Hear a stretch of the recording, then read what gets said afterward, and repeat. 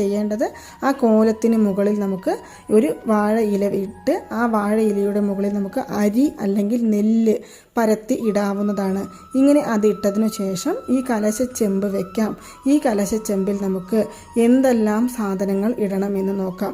ആദ്യം ഏലയ്ക്ക 2, ഗ്രാമ്പൂ 2, അതുപോലെ തന്നെ പച്ചക്കർപ്പൂരം 1 കഷ്ണം, 11 1 രൂപ നാണയം, വെള്ളി കോയിൻസ് ഉണ്ടെങ്കിൽ വെള്ളി കോയിൻസ്, അല്ലെങ്കിൽ സ്വർണത്തിൻ്റെ കോയിൻസ് ഉണ്ടെങ്കിൽ സ്വർണത്തിൻ്റെ കോയിൻസ്, 1 കൈപ്പിടി അളവിന് കല്ലുപ്പ്, ഇതുപോലെ തന്നെ 1 കഷ്ണം മഞ്ഞൾ, വിരളി മഞ്ഞൾ എന്ന് പറയും, അല്ലെങ്കിൽ കൊമ്പ് മഞ്ഞൾ എന്ന് പറയും, അത് 1 കഷ്ണം മഞ്ഞൾ വാങ്ങിച്ചിടാം.